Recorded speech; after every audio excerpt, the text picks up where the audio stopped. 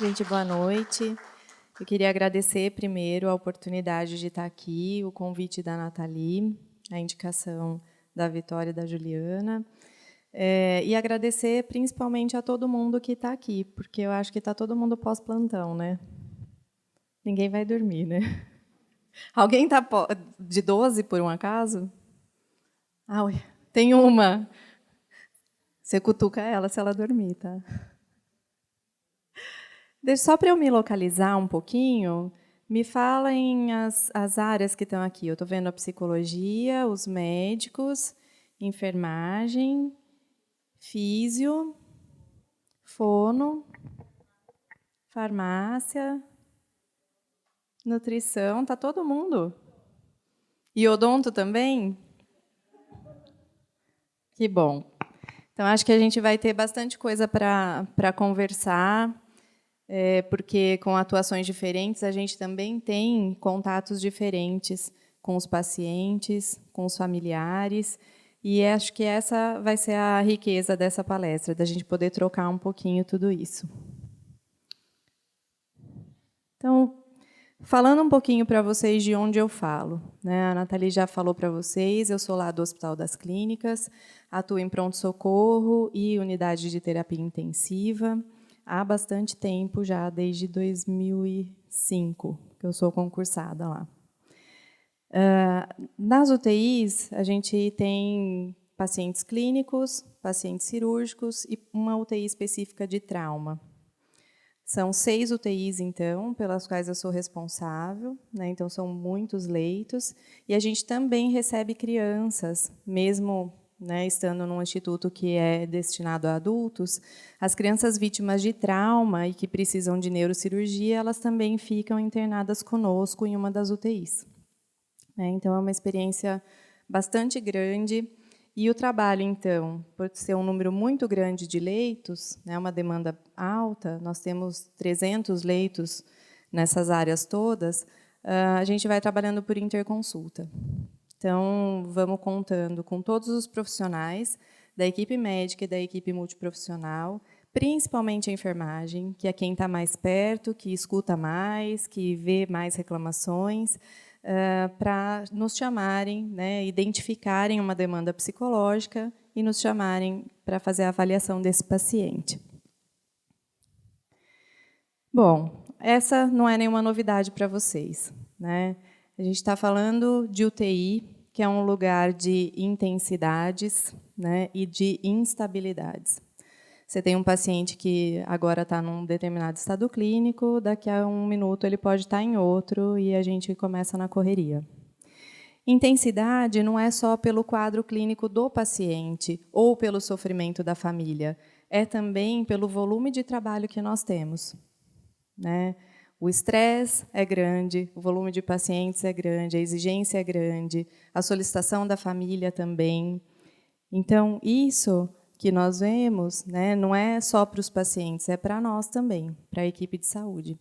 E a ideia é que hoje a gente possa conversar um pouquinho sobre isso também, né, sobre como ir lidando com o paciente, com a família, de uma forma que fique menos pesado para a equipe também. Sendo esse lugar de intensidades, a gente está pensando aí no atendimento da alta complexidade, pacientes muito graves, né, que adoeceram, ou que sofreram um trauma, ou fizeram uma cirurgia. E esses pacientes todos, eles vão precisar, então, de uma infraestrutura específica, né, e de equipamentos de alta tecnologia. Isso é super importante para nós. E, ao mesmo tempo, é super frustrante também para a equipe. Porque, muitas vezes, a gente se sente impotente diante das condições que nós encontramos nos serviços de saúde de uma maneira geral, principalmente se a gente estiver falando de saúde pública. Sempre a gente vê dificuldades e faltas de recursos também, né?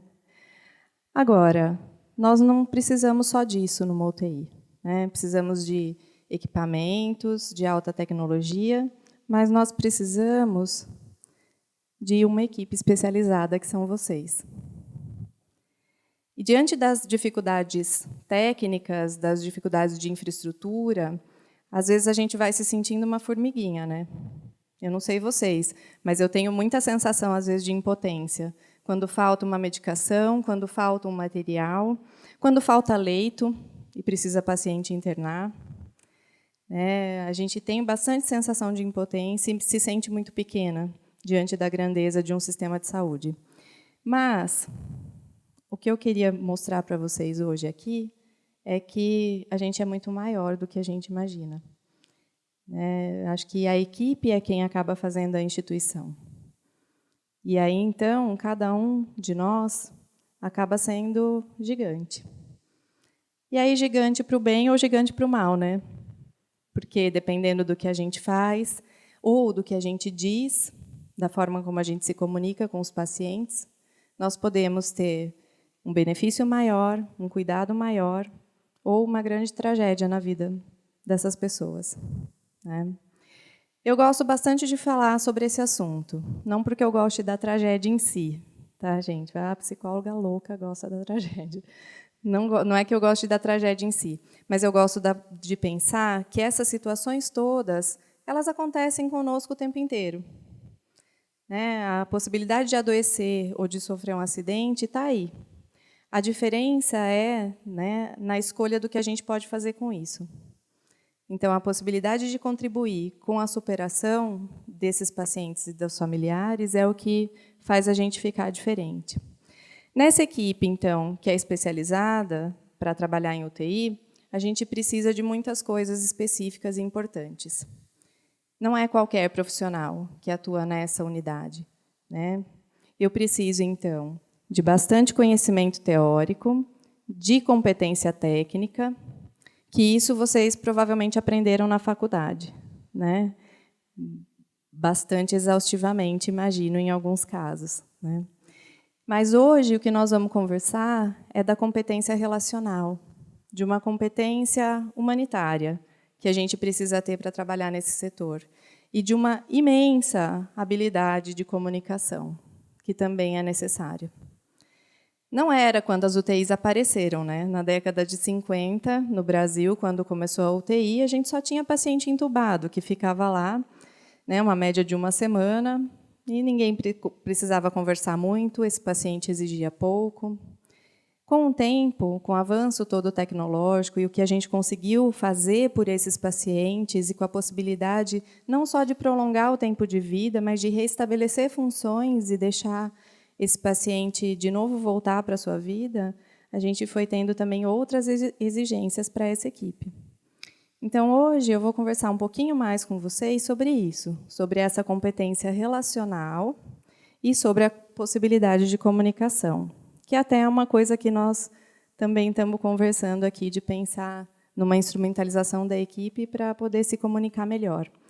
Porque a gente, às vezes, pensa que comunicação é só um jeito da gente falar que nós aprendemos desde cedo e que não tem como mudar. É do jeito de cada um. E não é. Comunicação é a habilidade. Se é a habilidade, eu posso desenvolver. E aí tem algumas estratégias para fazer isso e alguns protocolos específicos, inclusive, para a comunicação de más notícias. Se a gente pensa, então, no nome do nosso setor, Unidade de Terapia Intensiva, o que é terapia? Não é terapia cheia de louça para lavar, tá, gente? Para não pensar besteira. Não é isso. Terapia é você poder tratar, restabelecer ou curar alguém. Mas eu quero fazer isso com quem? Com a doença ou com o doente? Eu quero tratar a doença ou eu quero tratar o doente? E se eu quero tratar o doente, eu também preciso tratar as relações dele, a família dele. Isso dá um pouco mais de trabalho, em alguns casos, mas também nos ajuda e nos empodera em muitas situações. Porque, quando eu trato uma doença, às vezes eu não tenho recurso. Às vezes eu não tenho recurso, às vezes a doença não responde à medicação que eu estou ministrando. Às vezes é um trauma, pensem num trauma raquimedular de um paciente que ficou tetraplégico, por exemplo, e eu não posso curar essa tetraplegia dele. E aí a sensação de impotência fica maior, e de frustração e de sofrimento no ambiente de trabalho, porque nenhum de vocês aqui escolheu cuidar só de gente que não melhora. Ou escolheu. A gente quer promover um bem-estar para esse paciente. A gente quer promover a cura desse paciente ou a melhora desse paciente. Então, se eu escolho cuidar do doente, eu tenho mais chance de ganhar. Por quê? Porque a minha capacidade técnica ou a minha capacidade terapêutica ali visando uma cura da doença, ela pode ser limitada. Mas a minha capacidade de cuidado do doente não precisa ser. E quando a gente consegue cuidar bem, e é isso que nós vamos conversar um pouco hoje, né, esse doente ou essa família, mesmo quando o desfecho do caso é ruim, quando o desfecho é óbito, eles têm um bom cuidado e uma experiência positiva até, com relação à equipe e ao local onde a gente está.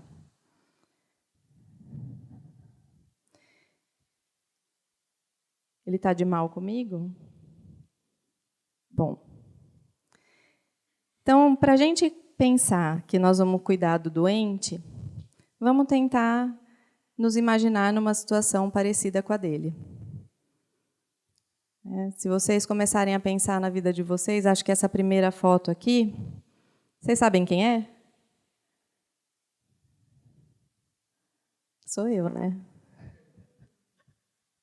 Eu e meu pai, num Fusca amarelo. Né? Quem teve Fusca aqui, de pequeno? Ah lá, que bom, Camila. Vamos... se a gente pensar, né, na nossa vida, desde lá, de muito cedo, vocês vão ter muitas memórias. Né? Memórias positivas, outras talvez nem tanto, memórias de momentos de fracasso, que muito provavelmente foram as que mais ensinaram vocês. E trouxeram mais aprendizagem e nos deixaram mais espertos para a vida. E a gente já existia antes até de existir assim. Aonde? Sabem? No desejo dos pais de vocês. A gente já existia, né, como desejo de alguém antes mesmo de ter esse corpo. E depois fomos crescendo e vivendo coisas importantes. Outras também muito divertidas. Eu adorava brincar na chuva. Né, na enxurrada, super saudável, principalmente, ainda bem que era no interior, né? Hoje eu fico pensando na leptospirose e eu não consigo mais pensar em andar na enxurrada. Mas era uma coisa que eu gostava de fazer quando era criança. E tive uma série de sonhos e uma série de conquistas. E uma das conquistas mais importantes, que devem ser a de vocês também, foi a formatura. Eu queria ser psicóloga, fiz o vestibular, fiz a faculdade, e vocês sabem que não é uma experiência tranquila, por vários motivos. Porque a gente abre mão de muitas coisas na vida para poder estudar, né? Porque a gente fica sem dinheiro, porque é muito investimento de energia, de tempo, né? De dinheiro. E agora estamos aqui, no hospital, para falar sobre a visão do paciente e dos familiares na UTI. Mas a gente tem sonhos daqui para frente também. Alguém tem alguma coisa muito legal em casa hoje, esperando, que poderia compartilhar?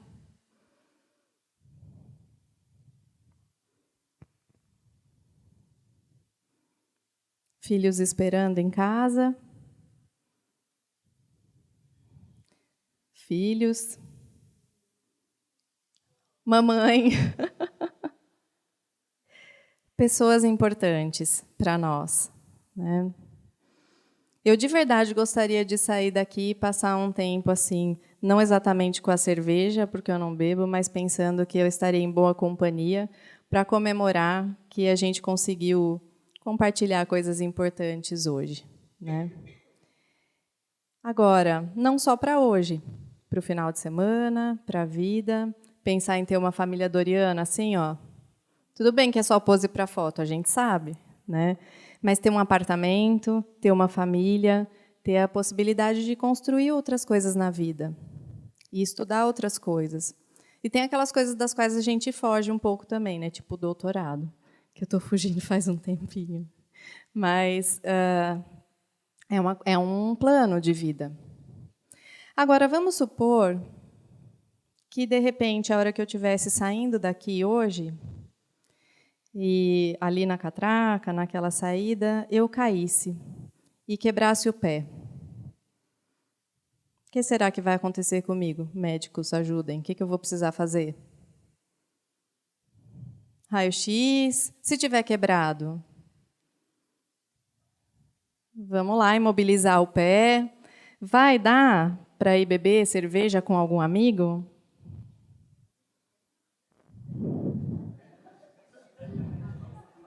Vocês vão me segurar aqui no pronto-socorro, galera. Ninguém vai deixar eu ir. A outra já quer ir, quer ser medicada, quer ir tomar cerveja e ir com o pé enfaixado para o bar. Essa é a possibilidade, né? Um incentivo para se divertir. Mas eu posso não ter mais essa noite, né? E pode ser que seja um pouco mais grave, que de repente seja uma fratura exposta e eu tenha uma embolia e eu tenha que ficar internada e ter que ficar na UTI. Ou essa queda, né, me trazer, por exemplo, um TCE grave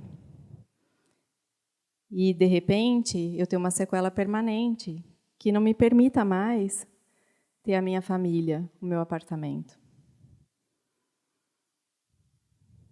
E eu vou estar lá, na UTI de vocês, ou não sei se eu vou ser transferida, né? E pode ser que eu tenha uma sepse, né? É um risco possível na UTI, não é?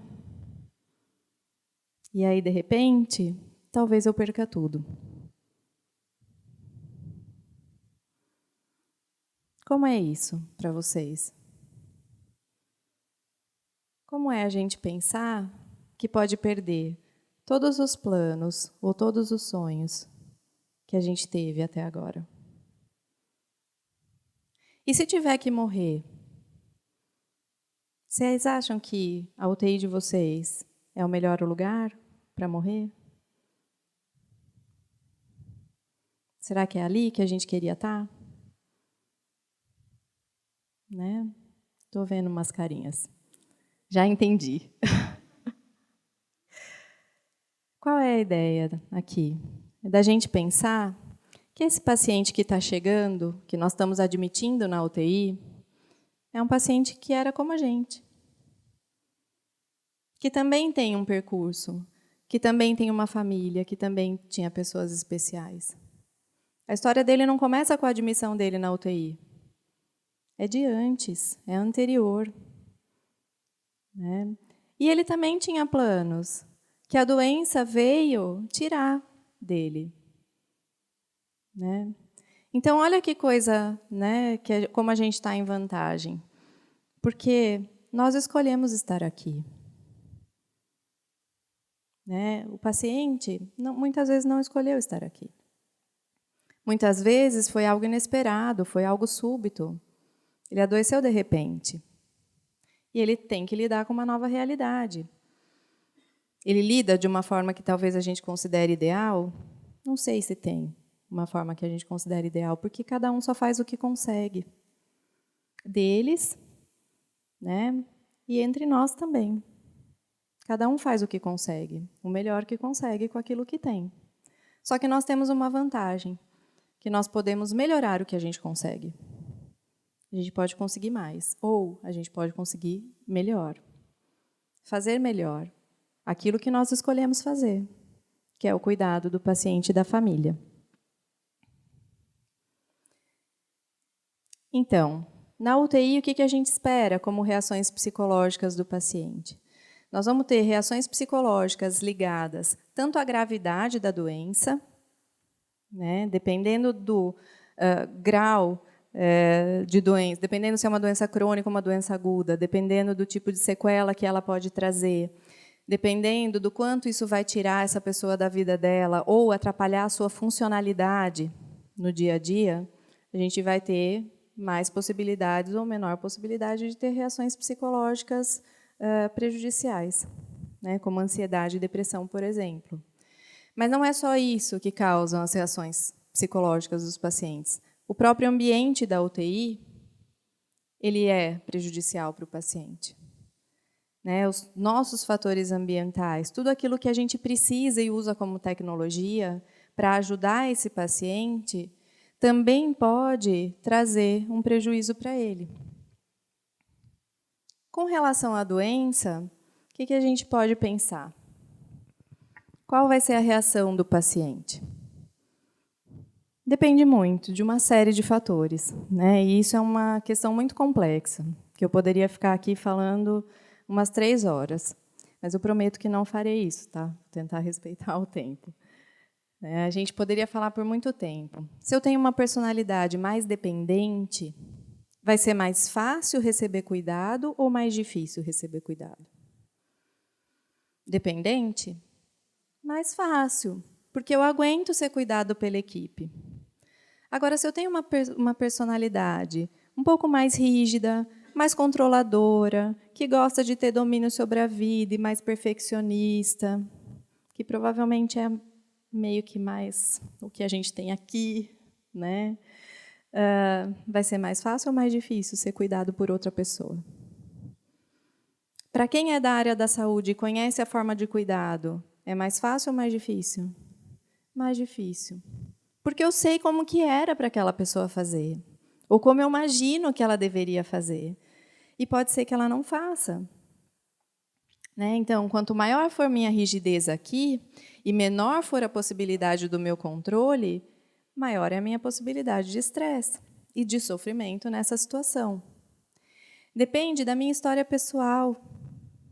Se eu perdi a minha avó com câncer de mama e agora encontram um tumor no meu seio, vai ser muito desesperador. Diferente de alguém falar, olha, tem um tumor ou tem uma massa aí, e a gente vai investigar. Se eu tenho um histórico de câncer de mama na família, com certeza eu vou ter um maior nível de ansiedade. O que é a ansiedade? É uma sensação de que a gente tem de que alguma coisa vai dar errado, sempre. A gente tem quase certeza que vai dar errado. Depende das nossas crenças. Não só de crenças religiosas, mas também de crenças religiosas. Se eu tenho uma crença religiosa muito forte e eu entendo que eu estou sendo amparado de alguma forma por uma força maior, provavelmente vai ser mais fácil enfrentar a hospitalização. Se eu entendo a doença como um castigo, talvez não seja tão fácil assim. Depende do nosso estado emocional. E isso nós vamos ver em qualquer lugar. Imaginem vocês no trânsito. O dia que está tudo bem, que está tudo de boa, aconteceu tudo certo, você saiu no horário. Se alguém fechar a sua frente, provavelmente você não vai se irritar. Mas no dia que você tiver saído do plantão, em que tudo deu errado, né, e sua esposa está esperando você chegar em casa, e seu filho já tirou nota baixa na escola, e tudo acontecendo ao mesmo tempo, o primeiro que cruzar seu caminho, coitado, ele vai ouvir um palavrão, provavelmente. Ou não, né, com o vidro fechado, mas eu falo. Então, dependendo do nosso estado emocional, aquilo que a gente vive pode pesar mais ou menos. O apoio também que eu posso receber e aceitar faz diferença. Quanto mais suporte eu tiver, mais fácil para enfrentar as minhas dificuldades. A questão do tempo também faz bastante diferença. E, em alguns casos, ele ajuda bastante. Se a gente pensa em alguém que perdeu alguém, que está vivendo luto, o tempo vai passando, vai ficando mais fácil lidar com a dor. Né? A saudade, ela fica para sempre. Mas a dor, aquela bem intensa e angustiante do momento da perda, ela vai diminuindo. Então, o tempo, nesse caso, ele nos ajuda. Em outros casos, não ajuda. Eu brinco sempre com os alunos, assim, eu falo, segura isso aqui para mim, assim. Você vai falar, tudo bem, porque está muito leve. Né? Um objeto leve, está tudo certo a carregar. E aí você vai ficar carregando. Daqui 10 minutos, provavelmente já vai estar doendo o braço, vai estar desconfortável. Daqui meia hora, você vai estar me xingando e se perguntando por que aceitou segurar o objeto que eu pedi. Mudou o peso do objeto? Não é o mesmo objeto? Mas ele vai parecer mais pesado, não vai? O que mudou? Mudou o tempo que eu estou exposta a esse objeto, que é um peso. E aí, quanto mais tempo eu estou exposta a algo que eu tenho que carregar ou que suportar, menor é a minha tolerância. E aí a gente pensa, então, nos pacientes com internação prolongada na UTI. Quanto mais tempo eu vou ficando, por mais que eu melhore, ou melhore pouco cada vez, esse paciente ele vai ficando mais queixoso. Aquilo que não incomodava antes passa a incomodar. É porque ele é chato? Não, é porque ele está cansado de ficar aqui com a gente. Ele queria estar na casa dele, fazendo as coisas dele, trabalhando, vivendo com a família dele. Não conosco, a gente pode ser muito legal, mas não é igual a casa da gente, né? E a possibilidade de adaptação a um momento de crise. O adoecer ele é um momento de crise, vem como uma interrupção na nossa vida. Eu posso ter mais facilidade, mais resiliência, mais possibilidade de adaptação, ou posso ser mais rígido e ser mais difícil e querer as coisas todas do jeito que era antes. E aí vai ficando um pouco mais complicado de lidar.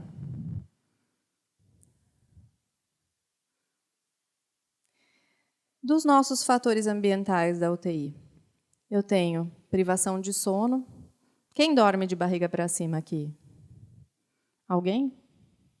Ninguém vai conseguir dormir na UTI, então, é isso?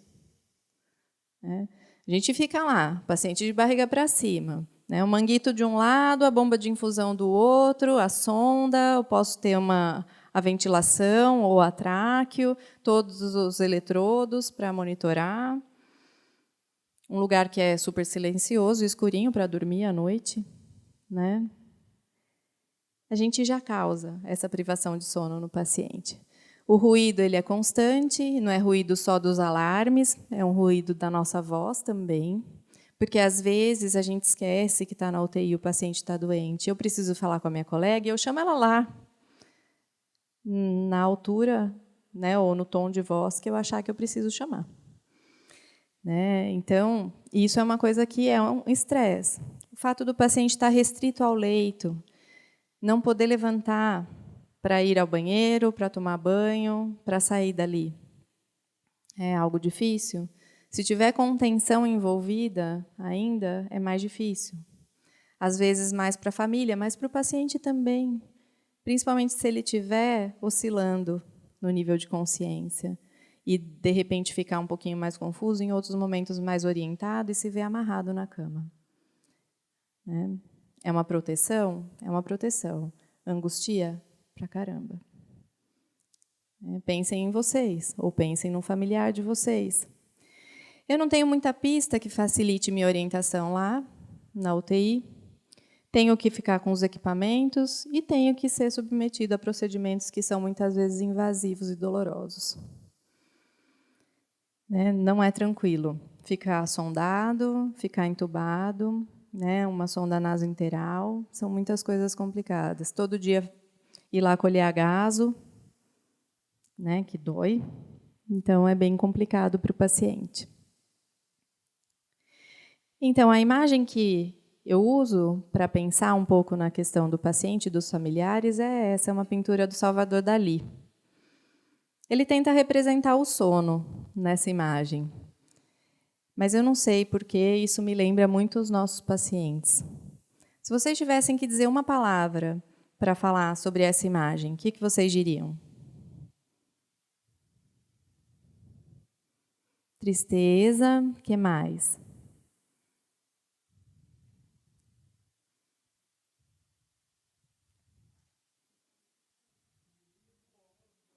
Incômodo, dor.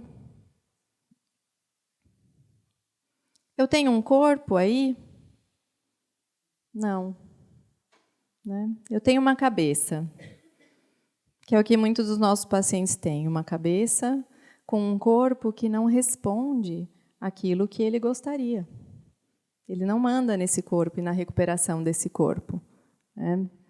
Não só eu tenho só uma cabeça, como é uma cabeça que está em suspenso. Ela não pode nem ir para frente, nem ir para trás, que é como está a vida do paciente e dos familiares enquanto ele está aqui. Eu estou com a vida em suspenso. Nada do que eu vivo normalmente na minha vida é possível, porque eu estou aqui, internado numa UTI. E tem uma sustentação, é claro, né? Mas olha aqui. É forte essa sustentação? É firme? Não, é frágil. Então, a minha vida pode estar por um fio aqui, nesse momento. Então, esse paciente da UTI é um paciente que vive uma situação de extrema fragilidade. E tem um monte de medos. Medo de sentir dor, medo de ficar dependente, medo de ficar isolado, sozinho, sem a família. Medo da morte. E o medo da morte é uma coisa universal, praticamente, em todas as culturas a gente tem. Às vezes não é um medo do quando. Eu, sinceramente, me importo muito pouco com o quando. Eu me importo com o como. Não quero ir agora, tá, gente? É só... É que eu me importo muito mais com o processo do morrer, se ele vai ser digno, se vai ser com pouco sofrimento, se vai ser com menos dependência, se vai ser em casa, do que se vai ser agora. Porque se for agora e for de uma vez, tá beleza para mim, não vai estar tão bom para a família, né? Mas para mim, houve um sofrimento poupado aí. O paciente vive, então, nessa nossa realidade, com a doença crítica, com os fatores ambientais, que são dados de realidade que reforçam o meu medo. Ele não está com medo do nada, ele não está paranoico. Ele tem dado de realidade falando para ele que aquilo pode acontecer. E ainda a dificuldade de comunicação, se eu tenho um paciente traqueostomizado ou entubado. E essa é uma das coisas que mais angustia o paciente. Não conseguir se comunicar. Agora, angustia só o paciente? Vocês ficam de boa para ir lá conversar e ele tenta falar e aí você não entende? Aí ele tenta falar e você não entende? É uma angústia para nós também. Porque você não consegue entender o que o paciente quer falar. Algumas pessoas saem, porque a angústia é muito grande. Às vezes, o paciente desiste. Quando é um paciente traqueostomizado, às vezes fica um pouco mais fácil, que ele tem uma mímica labial boa, você vai tentando. Então, o paciente tenta falar, eu repito o que ele falou. Aí ele tenta falar de novo, que ele fala que não é aquilo. Tenta de novo, eu repito de novo. E ele não é aquilo. Uma hora ele faz... Eu tenho que falar, seu fulano, eu sei que o senhor fica muito angustiado de não conseguir se comunicar. Eu também fico angustiada de não entender o senhor. O senhor tem que entender que a sua psicóloga é loira, vamos tudo outra vez, mais devagar, mexendo bem a boca, para ver se agora eu entendo. Mas eu prometo que eu não vou sair do lado do senhor enquanto eu não entender. E ele poder se comunicar e falar o que incomoda ele é importante. Por quê? Porque, às vezes, não me incomoda o fato de ficar no leito. Me incomoda o barulho do ventilador. Às vezes, não me incomoda nada ali da UTI. Me incomoda que a minha família não pode me visitar. Ou incomoda, a gente já teve paciente que trabalhava na economia informal, sem registro em carteira, que era arrimo de família. Um pai, a esposa que não trabalhava, 3 filhos pequenos. O dinheiro era dele. Se ele trabalha, ele tem dinheiro. Se ele não tem... Então, a preocupação dele era como a família estava. E a esposa vinha e falava, eu não quero falar nada para não deixar ele preocupado. E a hora que ela não falava nada, ela deixava ele preocupado. Porque ele ficava sem saber o que estava acontecendo. E quando a gente conseguiu entender isso, a gente pôde orientar a família a contar quem estava ajudando, como ela estava pagando, como ela estava morando, como ela estava vestindo, como eles estavam comendo. E isso é uma preocupação importante. Então, com tudo isso, eu tenho mais chance de ter transtorno psicológico na UTI. Ou transtorno de adaptação, que não ocorreria se não fosse a questão da doença, que eu posso incluir aí sintomas bastante inespecíficos, com sintomas de ansiedade, de depressão, mas que ocorrem em função do adoecer ou da hospitalização, ou de algo externo que exige a nossa adaptação. Pode até ser alguma coisa positiva, como casamento ou nascimento de filhos, depende da situação, mas quando é desejado, mas isso também exige uma adaptação. Então, a gente precisa pensar que esse paciente está tendo que se adaptar a uma condição nova, de um corpo novo, de um lugar novo para estar. Posso ter os transtornos ansiosos, que são mais comuns no início, ali da internação, depois ele se habitua um pouco mais ao ambiente da UTI e ele fica morrendo de vontade de ir embora logo para casa. Agora, se essa hospitalização vai ficando mais prolongada e eu vejo o vizinho do leito ou do outro indo embora e eu ficando, a possibilidade desse paciente deprimir é alta. Então, a gente já tem que ficar olhando. Se eu vou já pensar nos riscos que esse paciente corre, eu já posso me antecipar a essa demanda quando essa internação começa a ficar prolongada. Preciso olhar para isso. Temos o delírio, que é muito comum, a reação aguda ao estresse ou o transtorno de estresse pós-traumático, não só com relação à doença em si, ou à vivência do trauma, mas também ao tempo de UTI.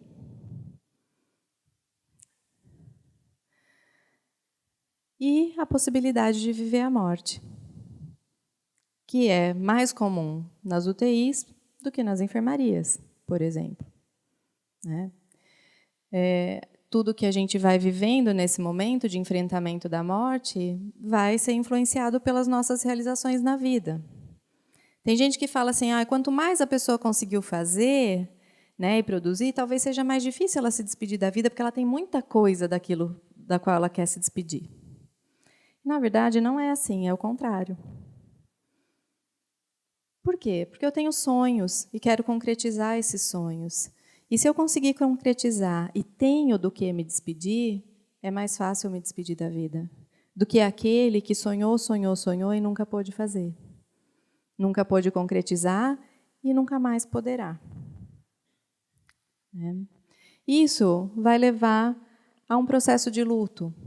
Se a gente pensa na perda de um membro, na perda de um corpo saudável, na perda de um ente querido, tudo isso vai levar a um processo de luto, para que essa pessoa internalize essa perda e possa retomar a vida dela, e se adaptar às mudanças. E o que ajuda no luto, ou o que complica esse luto, tem a ver conosco também. Se eu tenho uma boa estrutura familiar e essa família pode estar presente, se eu tenho uma boa comunicação com a equipe de saúde, se eu sei quais são os sintomas que meu familiar apresenta e consigo acompanhar a evolução da doença e participo dessas fases todas, eu facilito o luto do familiar. Porque ele pode acompanhar, porque ele pode sentir saudade desse paciente, mas ele não vai sentir que ele ficou impotente, que ele não pôde fazer nada. Ele não vai ficar pensando o que ele poderia fazer que não fez. Ele não vai ficar se sentindo culpado por não ter estado do lado do paciente. Por outro lado, a gente também pode complicar a vida dessa pessoa que está perdendo alguém. Se eu tenho uma morte prematura, súbita ou em condição trágica, a gente tem um luto dificultado. Toda vez que eu falo isso, eu penso naquele menino do Rio de Janeiro, que foram assaltar a mãe e ele ficou preso no cinto e ele foi arrastado. Uma criança. É muito difícil pensar no enfrentamento do luto numa morte tão precoce. Tenho padrões de relacionamento familiar disfuncionais, também atrapalha. Mas o que é a nossa parte? É ter um sistema de suporte aqui ineficaz ou não ter nenhum sistema. Não conseguir cuidar do paciente de uma forma em que ele fique confortável, ou ter dificuldades de comunicação com a família. E aí entra um problema, né? Porque nós falamos com várias pessoas durante a internação desse paciente. E, às vezes, você pode até não se lembrar do familiar, mas ele vai lembrar de você. E você pode fazer uma coisa muito boa por ele a partir de uma determinada conversa, ou uma coisa destrutiva para ele a partir de uma determinada conversa. Então, a responsabilidade que a gente tem com isso é muito grande. Para a família, é muito difícil ficar longe do seu ente querido. Tem que fazer uma série de alterações na dinâmica familiar, na rotina, para vir aqui ficar com o paciente, para cuidar dele. Às vezes, eles não entendem bem o diagnóstico, né? Ficam preocupados com o cuidado que está sendo oferecido para o paciente, querem saber se esse paciente está confortável ou não, querem ver se esse paciente está sofrendo, e eles ficam também com medo de não só da morte, mas também de quem vai ser o paciente que eu vou levar para casa. Né? Se vocês pensarem nos traumas de uma maneira geral, as coisas são sempre muito difíceis.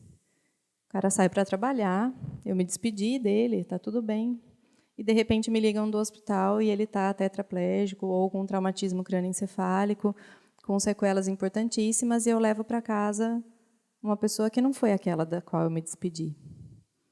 E vou precisar de muita coisa para cuidar dele. Então, o que as pesquisas mostram? Que a família precisa, na UTI, estar perto do paciente. É um problema para a equipe? É um problema para a equipe. Porque modifica a nossa rotina, né?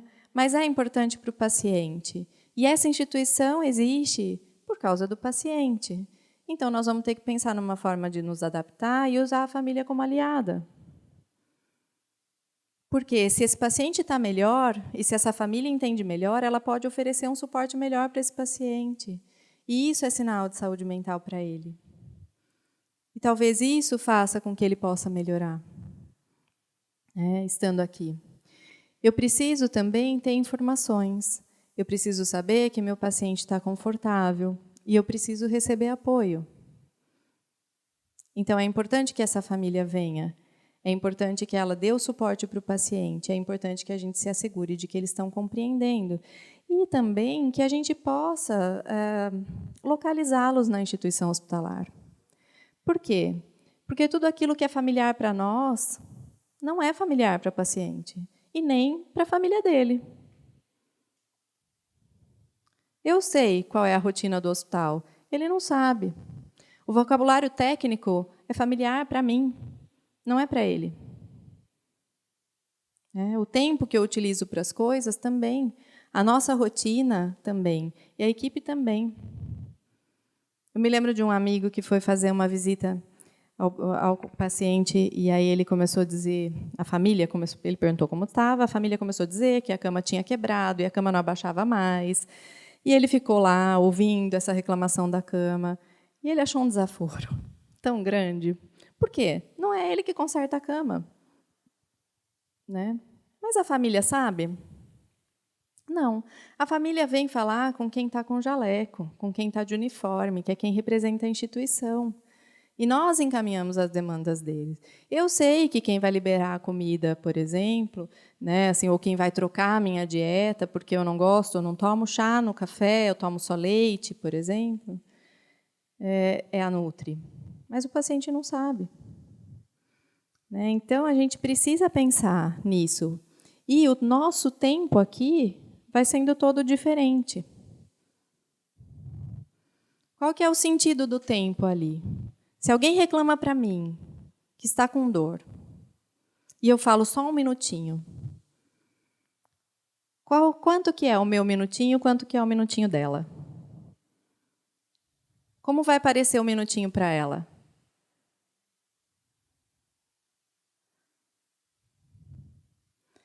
E se eu sou um familiar que venho todos os dias para a visita e vejo meu pai assim? E eu quero ter esperança. Em algum momento, o médico diz que está muito grave, que a possibilidade de óbito é alta. Mas eu quero ter esperança, eu quero dizer, mas ele vai ficar bem, doutor, eu tenho fé. Aí, às vezes, chamam a gente e falam, esse paciente está em negação, essa família está em negação. Né? Não está entendendo que esse familiar vai morrer. Ele está entendendo. Você vai conversar com ele, muitas vezes ele está entendendo. Ele só quer ter um pouco de esperança, porque senão você não sai de casa e vem até aqui para ver o seu familiar assim. Pode ser que em algum momento esteja, pode ser. Mas nesse momento, esse que fala isso para a gente, ele está entendendo que está grave, está entendendo que tem a possibilidade do óbito. Mas ele quer acreditar que algo de bom possa acontecer. E que o pai dele saia dessa situação. Porque essa situação não é uma situação em que a gente gostaria nem de ver um familiar nosso, e tenho certeza que ninguém de nós gostaria de estar. E aqui? Como que é o tempo? Para o profissional e para o paciente. O médico vai passar a visita, no horário da visita, conversar com a família. Ele tem que conversar com quantas famílias, Nathalie? 10 leitos cada posto. O médico tem que falar com 10 famílias. Em 2 horas? Era 1 hora. Então, o médico tem 10 famílias para conversar em 1 hora. O paciente tem quantos médicos naquela hora? 1. Então, eu estou achando que eu quero tirar todas as minhas dúvidas com o médico a hora que ele vem falar comigo. E eu não sei que ele precisa sair do meu quarto e falar com mais 9 famílias em 1 hora. Eu não preciso saber. Quem precisa saber é a equipe. E a equipe pode ou pensar numa outra forma de fazer esse boletim, né, ou essa conversa, ou já chegar e conversar com o paciente e falar, olha, nesse momento a gente tem as 10 famílias para conversar, então eu quero saber mais pontualmente como ele está hoje, se tem alguma questão hoje. Eu posso fechar isso. Não adianta eu querer estar absolutamente disponível e perguntar como você está, de uma forma tão ampla, porque para algumas pessoas, se eu perguntar como você está, a pessoa vai ter a pachorra de te responder, com todos os detalhes. Quando você não quer que a pessoa responda, você não pergunta como que ela está. Né? Então, assim, eu preciso saber como é minha rotina e eu posso localizar essa família. Eu, com certeza, vou ter menos problemas com relação a isso e vou me sentir menos frustrado e menos incomodado quando aquela família começa a falar muito tempo comigo, porque ela não sabe que eu tenho todo mundo para ver. E se, de repente, nessa passagem eu tiver uma demanda mais específica que vale a pena conversar depois, a gente pede para a família ficar um pouco depois. Isso é uma questão de ajuste, mas eu preciso ajustar, porque senão parece que eu estou sendo atropelado pela família também. Eu não consigo nem imaginar o que é conversar com 10 famílias em 1 hora. E olha que eu sou rapidinha para conversar também. Então, aqui eu tenho tempos diferentes, objetivos às vezes diferentes, um encontro que pode ser muito difícil quando eu tenho um paciente apegado na dor e na doença dele e um médico apegado no seu discurso técnico. E aí a gente não consegue sair do lugar. E aí, se eu estou dizendo que é tão difícil ficar na UTI, sair da UTI deve ser uma maravilha, né? Feliz da vida porque saiu da UTI, é isso? Agora vai estar tudo bem porque eu saí da UTI. Não, não vai. Não vai. Sobreviver a uma doença crítica e a uma internação na UTI traz um monte de problema também. Esses autores encontraram um aumento de 40% nos sintomas de ansiedade, 30% nos de depressão, 60% no estresse pós-traumático no pós-UTI, depois da alta. E isso ligado a uma série de questões, ligado à idade, sexo, associado à lembrança de dor, ao tempo de permanência na UTI, ao tempo de sedação, ao tempo de ventilação mecânica. Tudo isso interferindo e trazendo para nós esse quadro.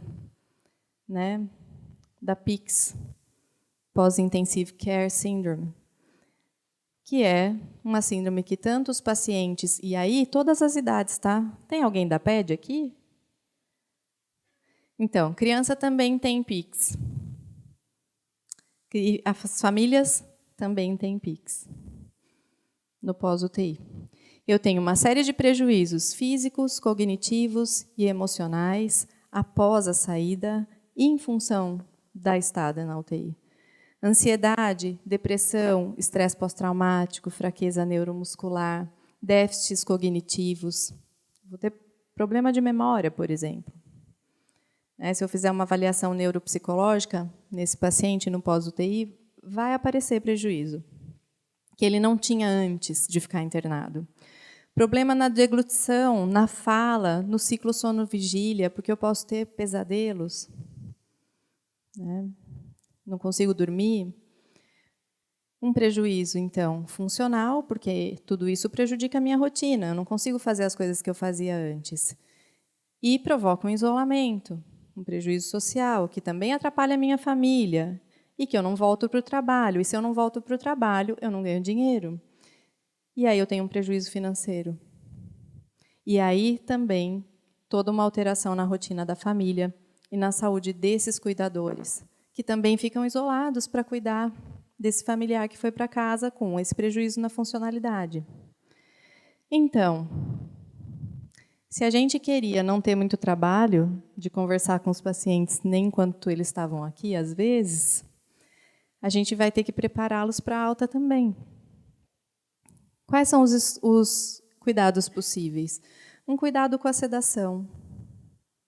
Por exemplo, deixar o paciente acordado de dia, mesmo os intubados. Acorda de dia, deixa sedado à noite, porque a gente diminui a possibilidade de delusion, né, daquelas memórias falsas. É uma memória de uma ilusão. Eu me lembro de algo que eu alucinei, por exemplo, né, e não tenho muita certeza do que é real. Monitorar o delírio desse paciente, que pode acontecer pelas questões orgânicas, pelas questões medicamentosas e mesmo pelos fatores ambientais. Tentar mobilizar a físio, mobilizar precocemente os pacientes, ali mesmo na UTI, começar antes essa mobilização. E já educar tanto os pacientes quanto os familiares para o que vai acontecer depois, quando ele sair da UTI. O prejuízo que ele pode ter, como ele pode se organizar com relação às medicações, como ele pode se organizar com relação aos déficits.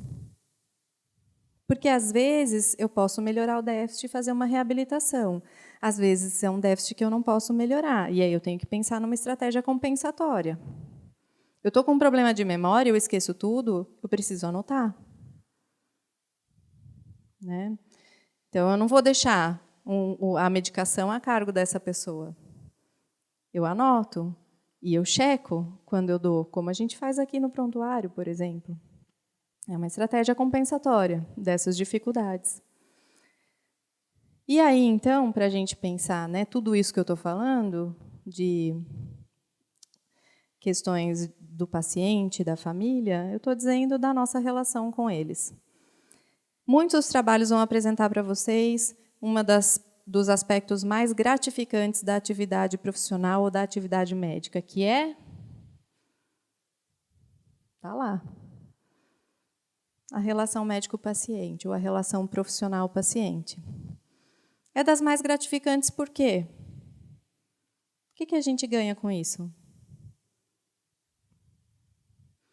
Ou todo mundo escolheu a área da saúde pelo enorme salário que tem, pelas ótimas condições de trabalho, pelo tempo de lazer que a gente pode ter e tempo de vivência com a família? Não, a gente escolheu a área da saúde porque a gente queria cuidar. Então, esta relação médico-paciente, ela ensina, ela permite o cuidado, ela nos dá um retorno e nos mostra que o encontro, né, ele pode também curar e trazer uma experiência positiva, mesmo quando o desfecho é negativo. Eu repito. Porque o cuidado não precisa ser limitado, porque eu não preciso me sentir impotente. Tá?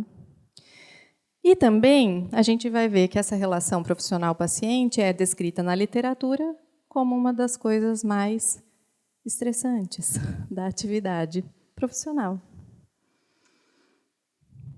Porque às vezes eu não consigo me comunicar, porque às vezes a demanda é maior do que eu posso resolver, porque a expectativa pode ser diferente da minha, ou porque eu me sinto muito impotente diante daquele quadro.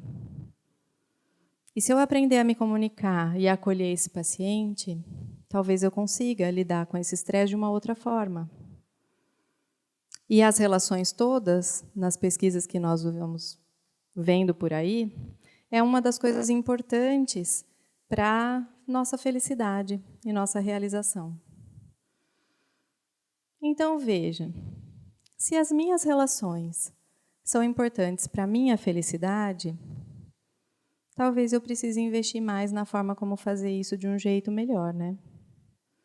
E isso inclui minha relação de trabalho com o meu colega, a minha relação de trabalho com o paciente, a minha relação de trabalho com o familiar. Só para vocês terem uma ideia, né? Pensando um pouco aqui na questão da psicologia, a gente teve um trabalho feito na Itália em 2011, eles avaliaram alguns pacientes antes de implantar o serviço de psicologia e depois. E fizeram um follow-up desses pacientes por 1 ano depois da alta, avaliando transtorno de estresse pós-traumático, ansiedade, depressão e qualidade de vida. Foram feitos, em média, 5 a 6 atendimentos com esses pacientes. Só.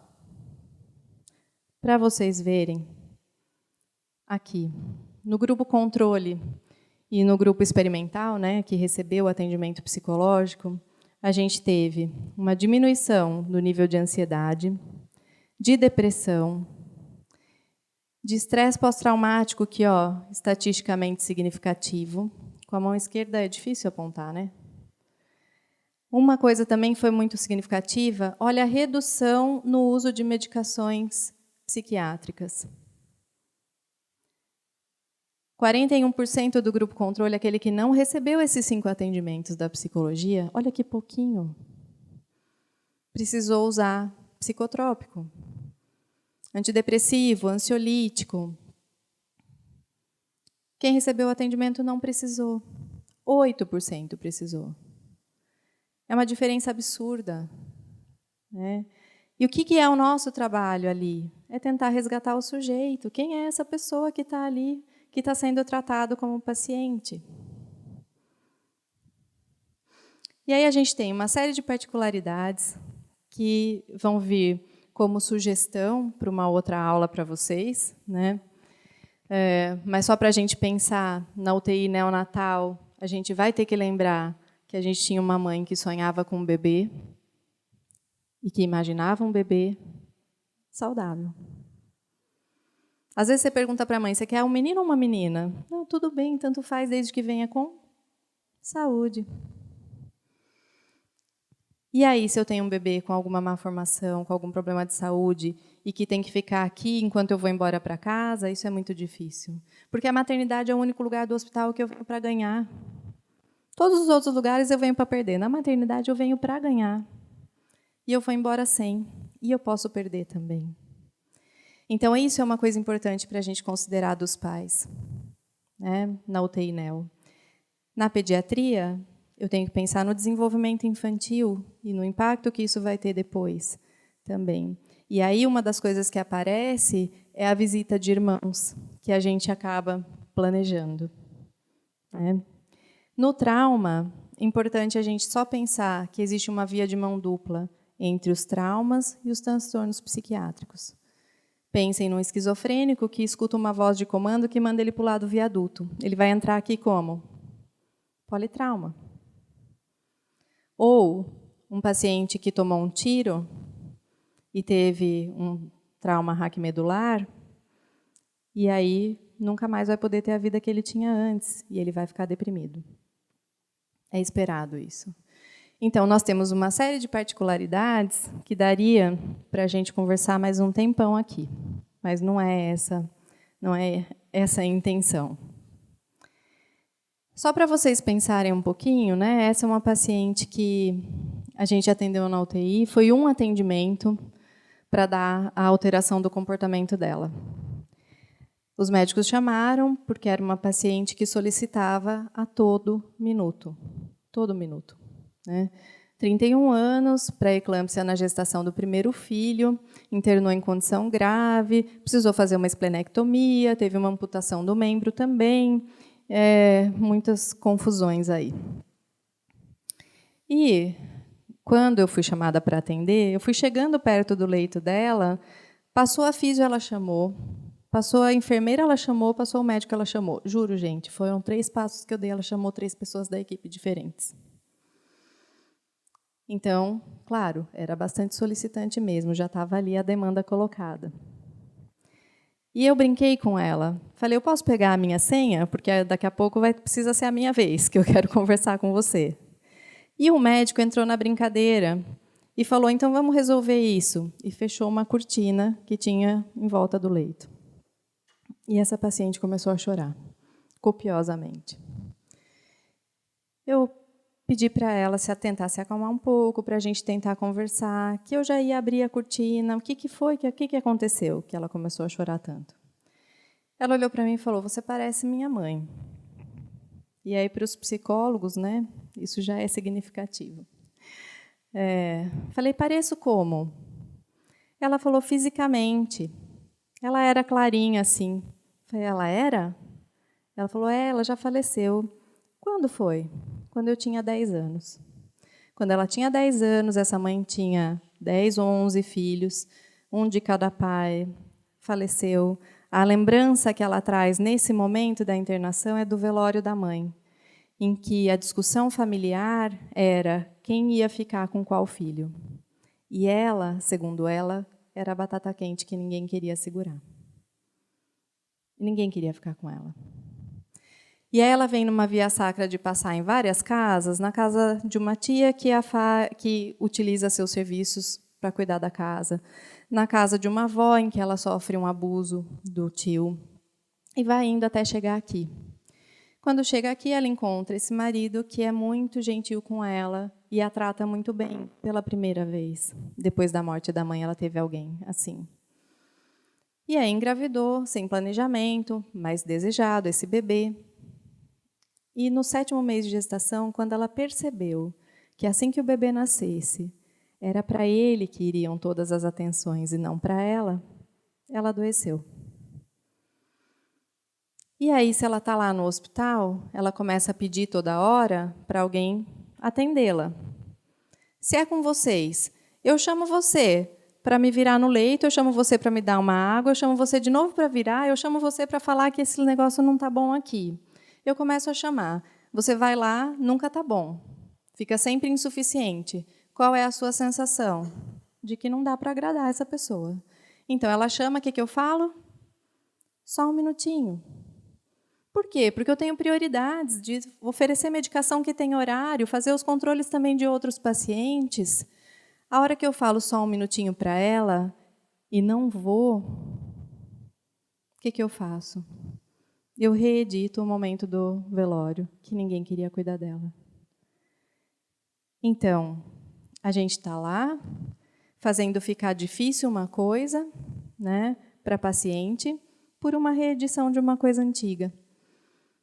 E quando eu não vou falar com ela, qual é a tendência nossa? Eu estou precisando, ele não vem, eu chamo mais. Eu chamo mais, a equipe às vezes afasta mais. Olha que coisa que a gente faz. E, de novo, reedito a questão do desamparo e da impotência. E quando eu coloquei isso para ela, e tentei mostrar para ela quais eram as funções dos profissionais da equipe e o que ela poderia pedir para cada um, e de que as questões emocionais ela podia tratar comigo e que eu estaria lá todos os dias para falar com ela, acabaram as solicitações. Foi só direcionar. E aí, claro, a combinação com a equipe, né, de poder mostrar o que a gente estava fazendo e combinar com a equipe, de que, se eu falei, daqui a pouquinho eu estou aí, ou só um minutinho, eu preciso voltar lá. Se você falou só um minutinho, você volta. Se você achar que você não vai poder voltar, ou não vai ser um minutinho, não fala que é um minutinho. né? Tudo isso, então, vai mostrando para a gente que o que a gente vê quando o paciente é admitido é só a pontinha do iceberg. Tem muito mais coisa para ver ali, né? Que a gente nem sabe, e talvez não precise saber, mas precisa poder perguntar, né? Porque vai facilitar o trabalho de vocês, né? Facilita por quê? Porque se eu tenho empatia e consigo oferecer acolhimento, isso me dá um maior controle no manejo do estresse. Porque a gente se formou para isso, para oferecer cuidado. E porque daí eu vou entendendo que eu sou capaz de poder ajudar e saio da impotência. E quando eu sou capaz de ajudar, eu também olho para o meu lado e tem um monte de gente da equipe, eu vejo que eu não preciso fazer isso sozinha. E por isso que é bom a gente poder trabalhar em equipe. E é isso que eu tinha planejado para hoje para a gente, né? De poder perceber que o sofrimento só é insuportável quando ninguém cuida e que, se eu fizer bem o meu trabalho e cuidar bem do paciente e da família, eu não estou fazendo só para mim, só para ele, na verdade. Eu também estou fazendo para mim, né? Esse quadro do Millet, eu não sei se vocês já viram, conhecem, é um casal que está ali colhendo uma pequena quantia de coisas que eles plantaram e está agradecendo. Se vocês prestarem atenção nesse solo, ele é muito, muito, muito árido. É igual ao nosso da UTI. É um terreno muito árido. Mas que se a gente puder plantar uma coisa importante e investir nela, nós vamos poder colher. Para os pacientes, para os familiares, para nós mesmos, né? E poder nos nutrir, nos alimentar disso. E poder sentir, quando for para casa, gratidão por ter escolhido esse trabalho. E é o que eu vou sentir hoje, né? De poder estar dividindo isso um pouco com vocês. Obrigada, gente.